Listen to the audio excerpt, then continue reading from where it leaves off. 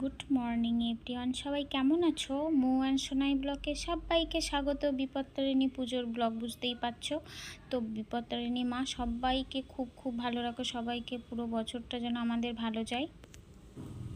স্নান করে উঠেছি, বুঝতেই পারছো ভয়েসটা কেন দিতে পারলাম না, গান এসে গেছিলো সেই জন্য ভয়েসটা দিতে পারলাম না। স্নান করে উঠে রেডি হচ্ছিলাম, তো রেডি হয়ে একের পর কীভাবে পুজোটা দিলাম। খুব তাড়াতাড়ি উঠে গেছিলাম আমি, কারণ পুজো দিতে হবে। আর কদিন ধরে খুব ব্যস্ততার মধ্যে যাচ্ছে, তার মধ্যেও পুজোটা দিতেই হবে, বিপত্তারিণী পুজো বলে কথা। মন্দিরটা কেমন দেখো, আমাদের মন্দিরটা, যে মন্দিরে আমি পুজো দিতে গেছি। ভয়েসটা দিতে পারলাম না কারণ সেদিন রক্তদান শিবির চলছিল, গান টান চলছিল, তা দিতে পারলাম না।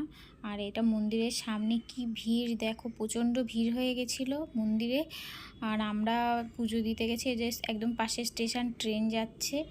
আর অনেক লাইন, মানে লাইনের পর লাইন, ছোটো ভাই বুঝতে পারছেন, আমি তো ছিলাম অনেক তাড়াতাড়ি আমি ওদের যারা পুজো দিচ্ছে তাদের পরেই আমরা লাইনে ছিলাম। আমি একটু ভিডিও করলাম, যেহেতু বিপত্তারিণী পুজো হচ্ছে, ওখানেই কিনি এটা কিনি, তো আমি সেটা বানালাম আর কি। আর দেখো পুজো দেবো, পুজো দিতে বসে গেছি, কথা এবং তুলে ধরেছি, দেখতে। নমো শ্রী বিষ্ণু, নমো শ্রী বিষ্ণু, নমো আয়ুর্দেহি, যশো দেহি, ভাগ্যং ভগবতী দেহি মে, নমো পুত্রাং দেহি, ধনং দেহি, সর্বান কামশ্চ দেহি মে, নমো এষ সচন্দন পুষ্পাঞ্জলি শ্রী শ্রী বিপত্তারিণী দুর্গাঐ স্বরূপাঐ কালিকাঐ নমো নমঃ।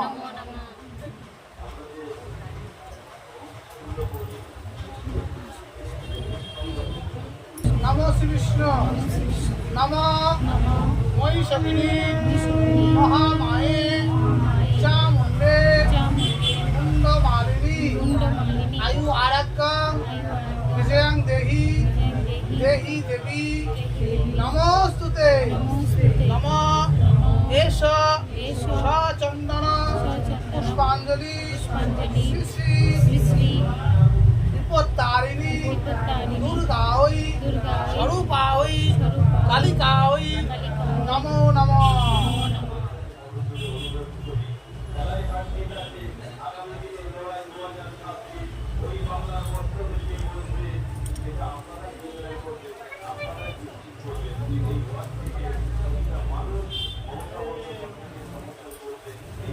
হাজগর নম সর্বমঙ্গল মঙ্গলে শিবে সর্বার্থ সাধিকে শরণ্যে ত্র্যম্বকে গৌরী নারায়ণী নমস্তুতে, নম সৃষ্টি স্থিতি বিনাশনং শক্তিভূতে সনাতনী গুণাশ্রয়ে গুণাময়ে নারায়ণী নমস্তুতে।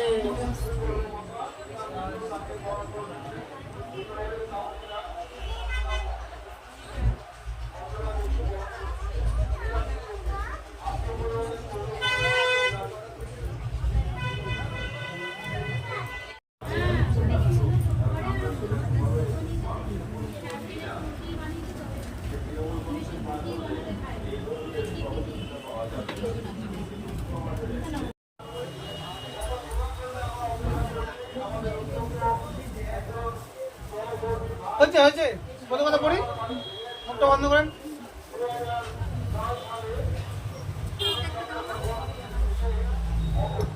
পুরাকালে বিদর্ভ রাজ্যে এক সত্য নিষ্ঠাবান রাজা ছিলেন।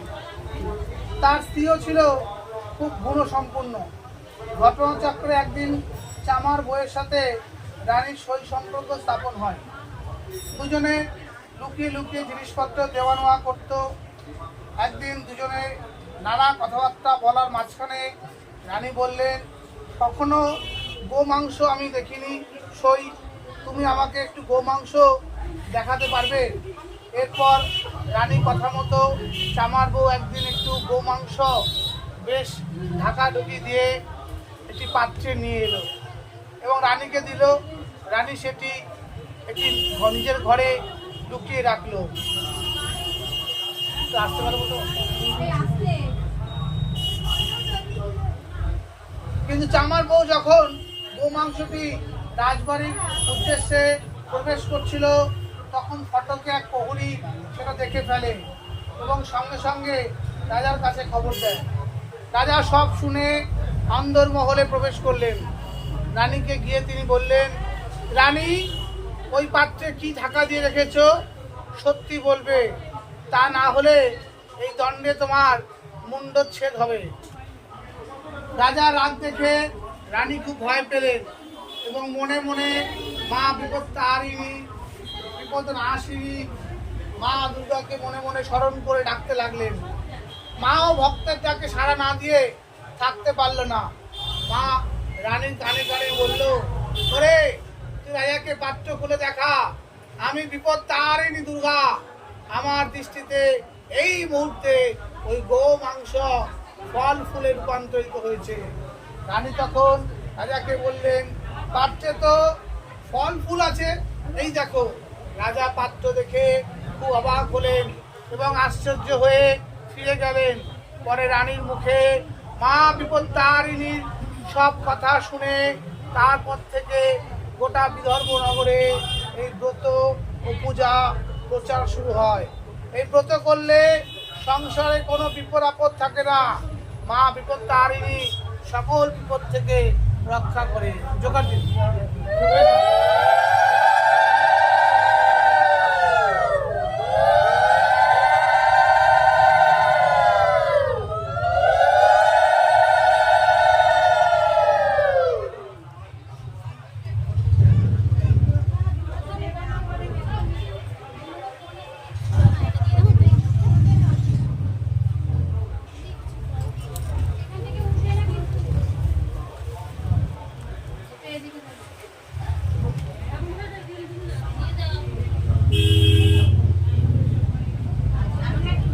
এদিকে একটু দাও।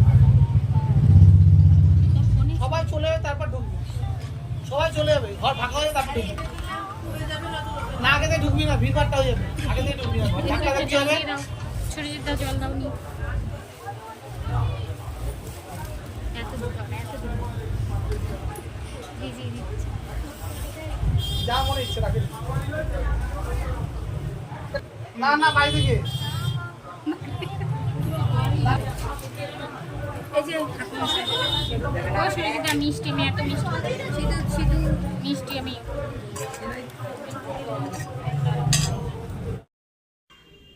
বুঝতেই পারছো, পুজো শেষ হয়ে গেছে, সিঁদুর পড়াচ্ছে, পুজো হয়ে গেছে। এবার আমরা বাড়ি চলে আসব। তো হয়ে গেছে পুজো। মা সবাইকে খুব খুব ভালো রাখো, সারা বছর যেন আমরা সবাই খুব ভালো থাকি, সুস্থ থাকি। তো এই পর্যন্তই দেখালাম, কারণ অনেক বড় হয়ে যাচ্ছিল, একটু ছোট করেই দিলাম। তার নেক্সট ভিডিওর জন্য সবাই অপেক্ষা করো। সবাই খুব সুস্থ থেকো, ভালো থেকো। আর পুরনো বন্ধুদের অনেক অনেক ভালোবাসা। আমার এরকম সবসময় সাপোর্ট করো। আর যারা নতুন বন্ধু আমার চ্যানেলে এসেছো তাদেরকে অনেক ধন্যবাদ। সাবস্ক্রাইব করে রেখে দিও।